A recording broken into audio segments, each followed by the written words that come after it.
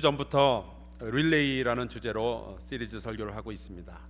지난 2012년 런던 올림픽에서는 1600m, 이제 400m씩 잘라서 달리는 이 1600m 릴레이 경주가 굉장히 큰 화제가 되었습니다. 왜냐하면 거기에 출전하는 선수들 가운데 남아공 출신의 선수가 있는데 장애인이었습니다. 바로 그 오스카 피스토리우스라는 선수입니다. 그림에서 보시다시피 두 다리 무릎 아래가 절단되어 있고 대신에 여기에 영어로 블레이드라고 불리는 이 달리기용 의족을 부착하였습니다. 이 선수가 이 올림픽 경기에 참여할 수 있느냐 없느냐도 굉장히 오랫동안 논란거리가 되었지만 결국에 참여할 수는 있게 되었습니다. 그런데 결과가 좋지는 못했습니다. 이 피스토리우 선수는 세 번째 주자였는데 그에게 바톤을 전해 주어야 할 두 번째 선수가 오다가 그만 넘어졌어요. 정말 안타까운 장면이었고 올림픽에서 좋은 결과를 내기 위해서 그렇게 오랫동안 준비했던 이 피스토리오 선수와 남아공 이 달리기 팀은 결국 꼴찌를 하고 말았습니다. 이 릴레이 경주는 어떻게 해서든지 그 전에 뛴 선수가 그 다음에 뛸 선수에게 바통을 전해 주어야 되고요, 이 바통을 받은 선수는 자기의 상황이 어떠하든지 최선을 다해서 달려야 하는 겁니다. 릴레이 경주는 자기만 잘 한다고 이길 수 있는 것도 아니고 자기에게 부족함이 있다고 해서 포기해서도 안 되는 경기가 바로 이 릴레이입니다.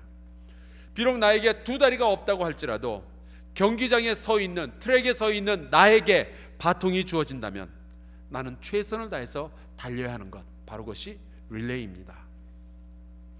오늘날 저와 여러분은 이 세상이라는 트랙 가운데 서 있는 릴레이 선수들입니다. 예수 그리스도에게서 초대교회로, 그리고 초대교회에서 그 다음 세대로, 그리고 그 예수 그리스도께서 전해주었던 바통이 오늘날 우리에게도 전해졌습니다. 예수님은 30살이 되어서 공생애를 시작하시기 전에 먼저 요단강으로 가셔서 세례를 받으셨고, 세례 받으실 때에 하늘로부터 성령이 임하였습니다.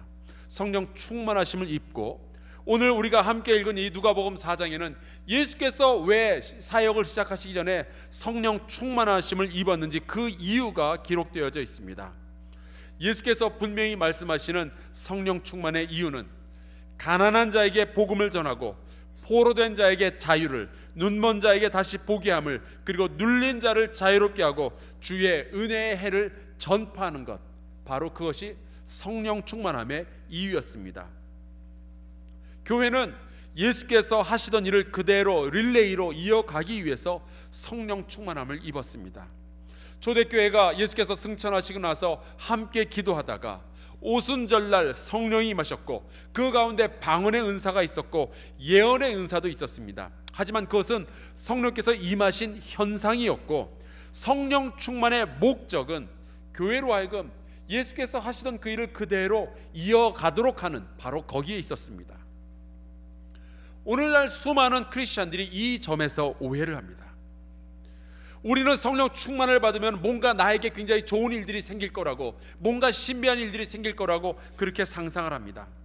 그러나 우리는 우리가 성령 충만을 위해서 기도할 때 우리가 정말로 무엇을 위해서 기도하고 있는지를 알아야만 합니다. 제가 오클라호마에서 목회할 때에 교인들과 함께 종종 이 미국 식당에 가서 식사할 일이 있었습니다. 근데 하루는 우리 교인들과 같이 그 오클라호마 정통 식당을 찾아갔어요. 거기에 교인들과 같이 앉아서 무슨 음식을 먹을까 메뉴판을 이렇게 둘러보는데 그림과 함께 이 요리 이름이 Fried Mountain Oyster라는 그 요리가 있었습니다. 그냥 듣기에 Fried는 튀겼다는 뜻이고, Mountain은 그 산이라는 뜻이고, 오이스터는 저거 굴 있죠, 이게 바다에서 나오는 굴, 석화, 그것을 오이스터라고 부릅니다. 그러니까 이게 산에서 나오는 굴을 튀긴 모양이에요. 제가 추측에 그랬습니다. 그래도 제가 굴이 바다에서 나지 산에서도 나나, 이렇게 미심쩍은 생각은 있었습니다. 하지만 잘 생각해 보면은 바닷가재가 있으면은 산의 개울에서 잡히는 가재도 있잖아요. 그래서 산 어디 골짜기 개울에서 이게 굴이 나나 보다, 미국은 참 신기하네, 그러면서 생각을 했습니다. 성도들과 같이 이야기를 하다가 저 이거 처음 보는데 요거 한번 먹어보고 싶습니다. 그랬더니 사실 제가 한국에서는 닭똥집도 먹었죠, 닭발도 먹었죠, 속꼬리도 먹는데 순대도 먹는데 이거 못 먹겠어요? 먹겠다고. 근데 교인들이 피식피식 웃으면서 저를 쳐다보고 물어보더라고요. Do you know what you are ordering? What you are ordering? 목사님이 지금 무슨 음식을 주문하고 있는지는 알고 계시는 겁니까? 그래요. 그래서 잘은 모르지만 아마 이 산에서 나는 굴을 튀긴 요리 아닙니까? 그랬어요. 그랬더니 그때부터 교인들이 배꼽을 잡고 웃기 시작하는 거예요. 그래서 지금 뭐냐 그랬더니 그 마운틴 오이스터라는 것은 사실 이게 굴로 만든 요리가 아니고 암소에게는 없고 숫소에게만 있는 부위를 튀긴 거래요. 한번 잘못하면 제가 참 엄한 음식을 먹을 뻔했어요. 제 입속에 있는 바로 그것이다 생각을 하면은 끔찍한 거예요. 소름이 쫙 끼쳤어요. 저는 제가 무엇을 요구하는지도 모른 채 그것을 주문할 뻔한 거죠. 수많은 사람들이 성령 충만을 원해요. 우리가 찬양도 그렇게 하죠. 성령이여 강림하사 충만하게 하소서 원하옵고 원하오니 성령 충만하소서. 그런데요, 성령 충만하면은 병 고치고 부자도 되고 승진도 하고 좋은 학교 가는 것 말고 어쩌면은 우리가 평소에 요구하려 하지 않았던 그 부분이 나의 삶 가운데서 나타날 수도 있어요. 왜냐하면은 성령 충만하면요, 우리가 평소에 인간적인 욕심으로는 생각지 않았던 일들이 일어날 수 있는 거예요. 우리가 인간적인 생각으로 꿈꾸던 일들이 일어나는 것이 아니라 사실은 하나님께서 꿈꾸시던 일들이 우리의 삶 가운데 등장하기 시작합니다. 고린도전서 2장 10절에 이런 말씀이 있어요. 성령은 모든 것 곧 하나님의 깊은 것까지도 통달하시느니라. 하나님의 소원, 하나님의 마음, 하나님의 깊은 것까지도 통달하신 성령이 나에게 충만하게 임했으면 무슨 일이 일어나게 될까요? 성령이 충만하시게 되면요, 하나님께서 나를 위해서 일하시는 것이 아니라 내가 하나님을 위해서 일하기 시작하게 됩니다. 성령 충만의 결과는 거기에 있는 거예요. 성령 충만의 이유도 거기에 있는 거예요. 오늘은 우리가 예수께서 성령 충만함을 통해서 하신 두 번째 일, 포로된 자에게 자유를 선포하는 것에 대해서 함께 말씀을 나누겠습니다. 이 포로라는 것은 전쟁의 과정에서 적군에게 사로잡힌 사람들, 그것을 포로라고 부릅니다. 국제적인 약자로는 POW를 쓰죠. Prison of War라고 합니다. 포로의 가장 큰 특징은 자유를 잃어버린 거예요. 내가 원하는 대로 살지 못하고 나의 적이, 내 원수가 원하는 대로 행동하고 내 원수가 원하는 대로 살아야 되는 것, 바로 그것이 포로의 삶입니다. 저는 20대에 포로가 된 경험이 있습니다. 사랑의 포로라고. 제 아내에게 반해서 현재까지 20년째 포로 생활을 하고 있습니다. 제가 아내에 비해서 몸집도 크고 나이도 5살이나 많지만 제 아내 앞에서는 꼼짝을 못하겠어요. 그게 제 아내가 무서워서가 아닙니다. 완전히 안 무서운 건 아니지만 저는 사랑의 포로가 되었기 때문에 그래요. 하지만 그 일로 인해서 저는 더 행복해졌고 자유를 잃은 것이 아니라 더 많은 자유를 얻게 되었습니다. 물론 자유가 조금 더 있으면 좋겠다라는 생각을 종종 하긴 해요. 하여간 저는 행복합니다. 그러나 이 인류의 역사가 증언하는 포로라는 것은 우리가 농담할 수 있는 그런 성질의 것이 아니에요. 포로가 된다는 것은 우리가 상상하기도 싫은 아주 끔찍한 상황이 내게 닥친다라는 것을 의미합니다. 아무 때고 내가 쓰레기처럼 버림을 받거나 죽임을 당할 수 있는 거고요, 인간 이하의 대접을 받을 수 있다는 것이고요, 자기의 의지, 나의 의지가 아닌 나를 사로잡은 그 사람의 의지, 나의 원수로 생각되는 바로 그것이 내 인생을 마음대로 조종할 수 있다는 것을 의미하는 거예요. 포로의 삶은 저주와도 같은 것입니다. 1949년 제네바 협정에서는 이 전쟁 포로들을 어떻게 다루어야 되는지를 국제적으로 협약을 맺었습니다. 인도적으로 대우해야 되고 적절한 급식을 주고요, 구호품을 배급하여 주고 포로에 대한 탄압을 금지해야 된다라고 말했습니다. 하지만 그것은 문서상의 이야기고 실제로는 우리가 말로 형용할 수 없는 정말로 안타까운 일들이 이 포로들에게 행해집니다. 여러분이 알다시피 이 이슬람권에서는 이 탈리반과 같은 이 과격 단체들에게 포로로 잡히게 되면 정말로 끔찍한 일들이 일어납니다. 몇 년 전에 우리나라에서 이 아프가니스탄으로 선교 여행을 갔다가 이 탈리반에게 포로가 된 사람들이 있었죠. 그들은 별다른 이유도 없이 오히려 좋은 일 하러 갔다가 2명이 처형을 당했어요. 그리고 간신히 나머지가 풀려서 돌아왔습니다. 심지어 이 탈리반이라는 사람들에게 이 포로가 된 미국인 병사들은 목이 잘려서 죽음을 당하는 장면을 이 비디오로 찍어가지고 인터넷에 유포한 적도 있었어요. 끔찍한 이야기죠. 그거는 이슬람에 사는 그 사람들 이야기야라고 생각하신다면 오산이에요. 선진국에서도 이러한 일들은 일어납니다.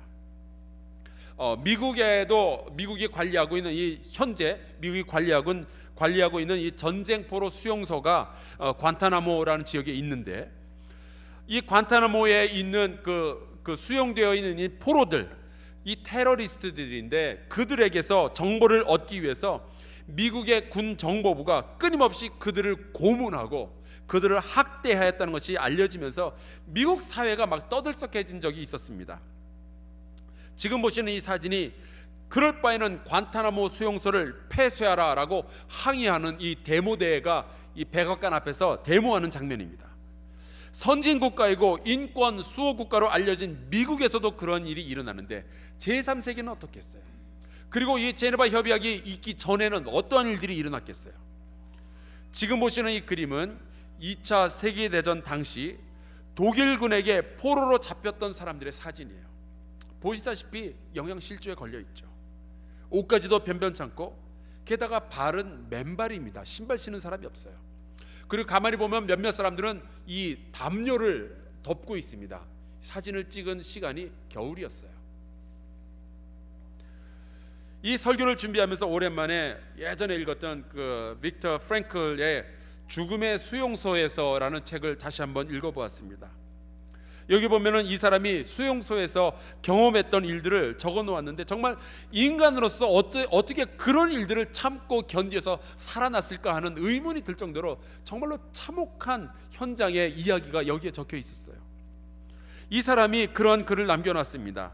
사람은 어떠한 환경에도 적응할 수 있다. 그러나 우리가 어떻게 적응했는가는 묻지 말아달라. 얼마나 참혹했으면 이러한 글을 남겼을까요? 성경이 쓰여지던 그 고대 사회에서 적국의 포로가 된다는 것은 어쩌면 죽음보다 더 괴로운 그 어떤 것이었습니다. 예를 들어 이스라엘과 유다는 죄의 결과로 말미암아 아수르와 바빌론에게 각각 망하고 이제 포로로 끌려가는 일들이 벌어졌습니다. 그렇다면 과연 아수르나 바빌론 제국에서는 이 적국의 포로들을 어떤 식으로 취급했을까요? 지금 여러분들에게 보여드리는 이 그림은 영국의 런던에 있는 그 대형 박물관에 전시되어 있는 라큐시 월 릴리프라고 부르는 건데, 그 라큐시라는 지역에 있는 이 담장에 새겨져 있는 이 조각, 그 일부를 이렇게 전시를 해놨습니다.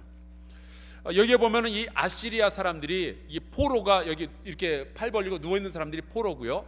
그 발 쪽에 있는 사람이 이 군인들입니다. 그리고 이 왼쪽에 보면은 그 어린 아이들이 2명이 보이고 그 어린 아이가 붙잡고 있는 그 엄마가 이렇게 물동이를 이고 있는 엄마가 있습니다. 지금 이 그림이 저 조각이 묘사하고 있는 것은 이 가족이 보는 앞에서 저 포로를 눕혀놓고요. 이 아수르의 군병들이 이 포로의 가죽을 벗기는 장면입니다. 이 성경이 쓰여지던 시대에 포로라 하면은 저런 그림이 사람들에게 그려지는 거예요. 이스라엘 사람들 이런 것들을 다 아는 사람이었습니다. 또 지금 보시는 이 그림은 톨로이나 그 뮤지엄에 소장되어 있는 그리스 시대의 그 한 장면을 묘사한 건데, 그 호모의 서사시 오디세이아에 나오는 장면을 이렇게 그려놓은 겁니다. 이 보면은 칼을 들고 이렇게 사람의 앉아 있는 사람의 그 목에다 칼을 들이댄 사람이 있죠. 저 사람이 여러분들이 아시는 영웅 아킬레스라는 사람이에요. 이 사람이 포로로 잡힌 트로이의 병사를 죽이려고 하고 있습니다. 그러니까 포로로 잡혔다라는 것은 이렇게 상상할 수 없는 그 비참함과 고통과 공포, 이 모든 그것을 다 경험하는 거예요. 자기의 생명조차 다른 사람에 의해서 좌지우지되는 그 상황, 그것이 포로의 삶이에요. 그런데 예수께서 말씀하시기를 이러한 포로들에게 자유를 선포한다. 이건 대단한 일입니다. 이스라엘 사람들은 포로의 삶을 직접 경험했던 사람들이에요. 지금 보시는 이 그림은 고대 이집트 사람들이 그 아프리카의 흑인 노예들, 흑인 그 포로들을 어떻게 다루었는지를 묘사하고 있습니다. 이 서 있는 사람들 보면은 그 이집트 사람들 특유의 그 모자를 쓰고 있고요. 그 이집트 사람들 중에 한 사람이 몽둥이를 들고 있습니다. 때리기 일보 직전이죠. 포로는 매로 때리는 거예요. 짐승과도 같이 다루었습니다. 나머지 이집트 사람들도 손을 가만히 보면 몽둥이를 하나씩 다 들고 있어요. 전혀 인간 대우를 받을 수도 없고 짐승과도 같은 그러한 대우를 받았습니다. 아마도 이스라엘 사람들이 이 이집트에서 노예로 있을 때, 포로로 잡혀 있을 때 저러한 취급을 받았을 것입니다. 그래서 이스라엘 사람들이 아기를 낳았으면은 이 아기는 부모가 보살피고 키워야 되잖아요. 근데 이집트 사람들은 뭘 생각했는지 와서 아이가 남자아이면 그냥 죽여버렸어요. 포로니까 그래도 된다라고 생각을 했겠죠. 이 그림을 보면서 더 황당한 사실은 창세기 17장 6절 말씀에 보면요, 아브라함이 조상이 되어 있는 이 이스라엘 백성은 원래 왕의 핏줄을 타고난 백성이었어요. 이러한 말씀이 있습니다. 내가 너로 심히 번성하게 하리니 내가 너희에서 민족들이 나게 하며 왕들이 내게로부터 나오리라. 그러니까 이스라엘 백성은 원래 왕의 족속, 열방을 다스리는 족속이 되어야 되는데 이 백성이 포로가 된 겁니다. 얼마나 한심해요. 얼마나 비참해요. 그래서 하나님께서는 이 이스라엘 백성들을 이 포로의 삶으로부터 해방시키기 위해서 모세를 불러내셨습니다. 그리고 이 이스라엘 사람들을 포로의 삶으로부터 구원해내시죠. 바로 그것이 출애굽의 사건입니다. 그 이후로도 하나님께서는 이 이스라엘 백성들이 포로가 될 때마다 나타나셔서 그들에게 자유를 선포하시고 자유를 베풀어 주시는 일들을 반복하셨어요. 사사들을 통해서, 이스라엘의 왕들을 통해서, 예언자들을 통해서, 느헤미야와 에스라를 통해서 자유를 선포하셨습니다. 그리고 이제 예수 그리스도의 시대가 된 거예요. 예수께서는 성령 충만하심을 입은 이후 하나님께서 구약 시절 내내 하셨던 그 일을 그대로 이어서 포로된 자에게 자유를 선포하시겠다라고 지금 선언하고 계신 겁니다. 그런데 우리가 복음서를 가만히 들여다보면 약간 좀 이상한 점이 발견됩니다. 몽고하니 예수께서는요, 공생의 기간 동안에 어디 포로 수용소를 찾아가신 적이 없어요. 어디 수용소 간수들을 만나서 협상을 하거나 몰래 철조망을 뜯고 사람들을 탈주시킨 적이 없습니다. 로마 군병을 찾아가서 로마군은 제네바 협정을 준수하면서 시위를 벌이신 기록도 남아있지 않아요. 그런데 그분은 스스로 하셔야 할 바로 그 일을 포로된 자에게 자유를 선포하는 일이다라고 말씀하고 계시는 거예요. 그렇다면 예수께서 의미하시는 포로라는 것은 무엇을 뜻하는 걸까요? 그것은 예수께서 찾아가신 사람들을 바라보면 알 수 있습니다. 예수께서 만난 사람들을 보면요, 귀신의 포로가 된 사람들이 있었어요. 그래서 그 귀신으로부터 자유하게 풀어주셨습니다. 문둥병과 간질과 중풍병과 혈루증의 포로가 된 사람들이 있었어요. 그들을 찾아가서 자유하게 하셨습니다. 지독한 영적 열등감에 사로잡혔던 삭개오라는 사람이 있었어요. 그에게도 찾아가서 그로 하여금 자유를 느끼도록 하여 주셨습니다. 더 나아가서 예수께서는 죄의 포로가 된 사람들을 만나시고요, 그들을 자유하게 하셨어요. 요한복음 8장에 보면은 예수께서 유대인들을 보면서 진리를 알지니 진리가 너희를 자유케 하리라 말씀하셨습니다. 예수께서 진리를 선포하셨고 예수 자신이 진리셨죠. 그 말씀을 듣고 33절에 이 유대인들이 예수께 질문하는데, 우리가 아브라함의 자손이고 남의 종이 된 적이 없는데 어찌하여 우리를 자유롭게 되리라 말씀을 하십니까? 그때 예수께서 말씀하시기를 죄를 범하는 자마다 죄의 종이라. 굉장히 많은 사람들이 죄의 포로가 되어서 죄와 원수된 우리가 죄의 명령을 따라서 살아가도록 되어 있는데 내가 그들을 자유하게 하겠다라고 말씀을 하시는 거죠. 그래서 많은 이들에게 자유를 주시는 진리를 선포하시고 그들로 하여금 죄의 권세, 사망의 권세에서 자유하도록 하시기 위해서 예수께서는 스스로의 생명을 버리셨습니다. 오늘날에도 이렇게 포로된 사람들이 우리 주변에 있을까요? 내 원대로 살아가는 것이 아니라 내가 끝도록 싫어하는 죄의 권세에 눌려서 마귀가 원하는 대로, 우리의 원수된 마귀가 원하는 대로 살아가는 사람들이 있을까요? 있어요. 그들은 자기네들이 포로가 되어 있는지도 모르는 상태로 포로로서의 삶을 살아가고 있습니다. 돈의 포로가 되어서 모든 삶의 결정이 내가 원하는 것이 아니라, 양심의 소리가 아니라, 하나님의 음성이 아니라 돈에 의해서 모든 삶의 결정을 내리는 사람들이 있어요. 돈만 된다면은 다른 사람의 눈이나 콩팥같이 떼어서 팔아먹고, 돈만 된다면은 마약을 만들어서 팔기도 하고, 돈만 된다면은 몸에 해로운 음식을 만들어서 어린아이들에게 팔아가면서까지 돈만 된다면 무슨 짓이든지 하는 사람들이 있어요. 돈에 포로가 된 사람들 있죠.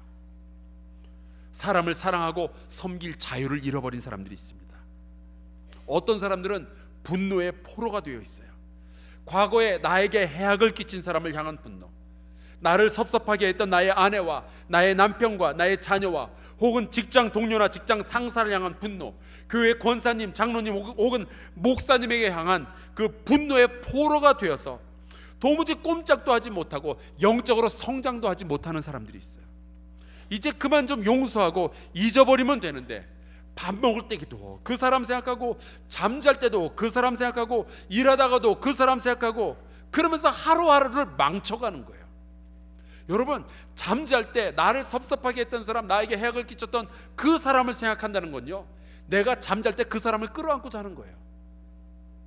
그렇게 말도 안 되는 포로의 삶을 살아가는 사람들이 있어요. 사랑하는 한사랑교회 성도 여러분, 오늘 예배를 마치고 집으로 돌아가실 때에 여러분들을 사로잡고 여러분들의 삶을 조종하고 있던 모든 분노의 조각들을 다 내려놓고 가시기를 주의 이름으로 축원합니다. 좋은 말 할 때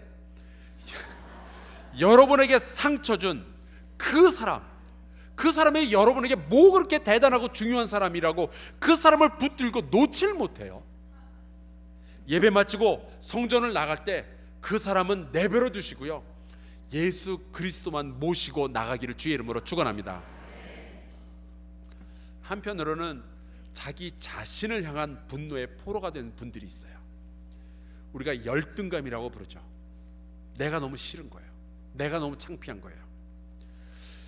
잘난 척하는 사람보다 좀 다루기 힘든 분이 바로 이 열등감을 가진 사람입니다. 집사님 오늘 참 멋져 보이시네요. 이렇게 칭찬하면 감사합니다. 그러면 되잖아요. 왜요? 여태까지는 제가 안 멋있었어요? 참 할 말을 잃게 만들어요. 그래도 그렇게 대답하시는 분들은 좀 난데, 어떤 분들은 이렇게 말해요. 목사님 원하시는 게 뭐예요? 자기의 외모와 자기의 지식과 자기의 경제력과 자기 아내, 자녀, 자기의 배경, 모든 것에 열등감을 가지고 있으면 이 사람은 자기 주변에 철조망을 치는 사람이고 스스로에게 포로가 되는 사람이에요. 이 철조망 때문에 내가 사랑하는 사람들이 얼마나 다쳐나가고 있는지는 우리 염두에도 두지 않고 많은 사람들에게 상처를 주고 스스로에게도 상처를 줘요. 열등감에 사로잡혀서 포로가 된 사람, 자기 자신을 향한 분노에서 벗어나지 못하는 사람. 그런데요, 예수께서는 이렇게 포로된 자들을 자유롭게 하기 원하신다는 거예요.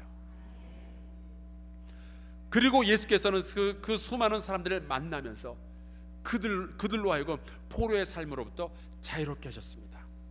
그리고 예수께서 하시던 그 일을 이어받아서 초대교회가 성령 충만함을 받더니 그들도 역시 수많은 사람들, 포로된 사람들, 노예들, 잘못된 문화의 포로가 된 사람들에게 찾아가서 그들을 자유하게 하는 일을 했습니다. 그리고 예수께서는 그 일을 오늘날 우리에게 또 맡겨주셨어요. 우리에게 예수 그리스도께서 바통을 넘겨주셨습니다. 우리가 이 세상이라는 트랙에서 예수 그리스도께서 주시는 바통을 받았어요. 이제 우리는 어떻게 해야 될까요? 달려야죠.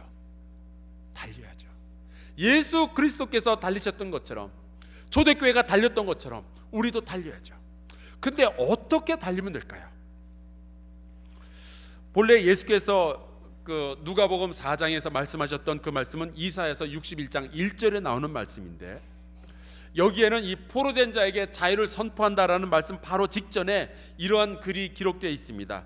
나를 보내사 마음이 상한 자를 고치며. 예수께서는 이렇게 포로된 자들을 자유롭게 하실 때에 죄로부터 자유롭게 하시고, 스스로를 향한 분노로부터 자유하게 하시고, 남을 향한 분노로부터 자유하게 하시고, 이 모든 사람들을 자유하게 하실 때에 상한 마음을 먼저 고치셨어요.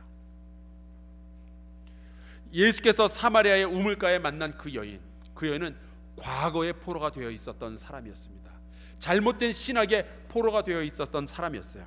그때 예수께서 그 여인을 만나시고 그의 상처난 마음을 먼저 치료하시죠. 그리스도의 영이 있는 곳에는 자유함이 있느니라.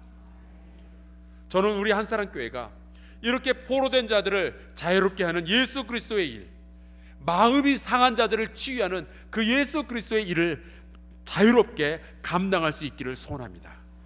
전 세계에 퍼져 있는 또 다른 포로들, 가난의 포로가 된 사람들, 우상숭배의 포로가 된 사람들, 비윤리적인 문화의 포로가 된 사람들, 그런 사람들에게 찾아가서 저희들의 상한 심령들을 치료하며 저희로 하여금 자유케 되는 그러한 역사를 우리 교회가 감당하길 원해요.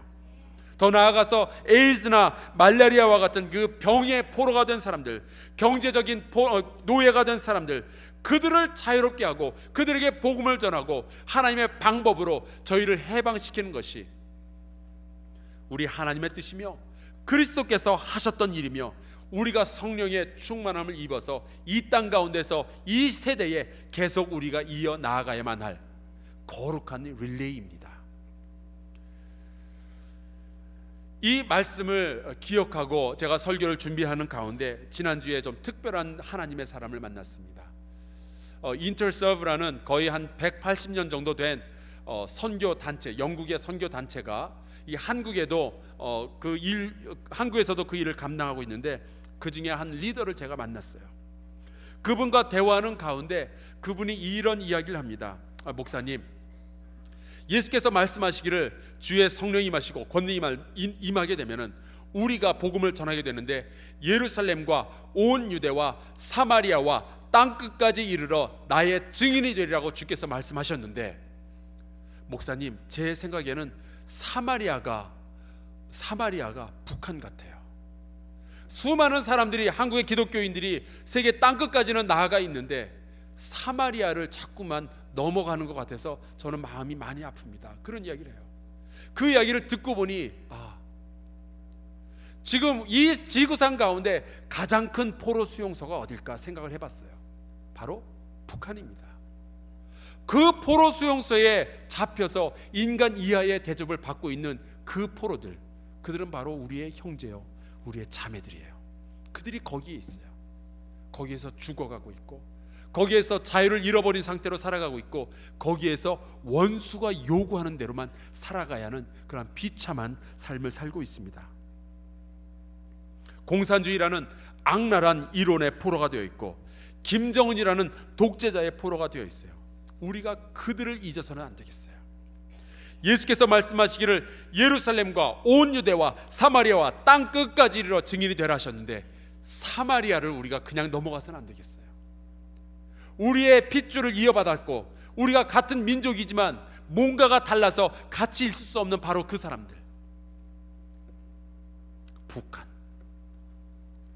그곳에 포로된 자들이 신음하며 죽어가는데 그리스도의 일을 이어갈 우리 한사랑교회가, 우리 한국교회가 그들을 무시할 수 없습니다.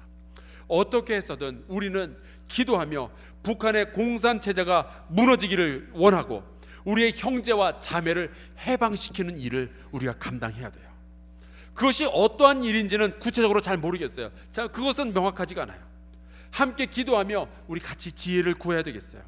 하지만 명확한 것이 하나 있는데, 북한의 동포들을 자유하게 하는 그 일을 우리가 하지 않는다면 우리는 바통은 받았으나 달리지 않는 릴레이 선수와 마찬가지가 될 거예요. 저는 우리 세대에 이 한반도의 통일이 이루어지기를 소원합니다. 아마 하나님께서 그 일을 지금 이루어 가고 계실 거예요.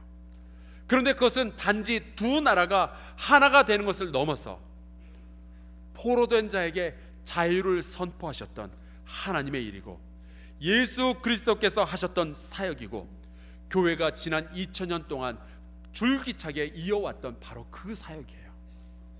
이것이 옳은 일이고, 이것이 주 예수의 나라를 이 땅 가운데 완성시키는 일입니다. 저는 우리 한사랑 교회에서 이 통일을 위하여 북한에 포로된 우리 형제 자매들에게 자유를 전파해 주는 그 일을 위해서 헌신하는 선교자로 나서는 그런 젊은 세대가 있어지기를 바랍니다. 앞으로 우리 교회에서는 가난한 자들에게 복음을 전하고 포로된 우리의 형제와 자매들에게 자유를 선포하기 위한 큰 프로젝트를 진행시켜 나갈 거예요. 아마 8월 달 정도 되면은 여러분들에게 크게 공개하게 될 겁니다.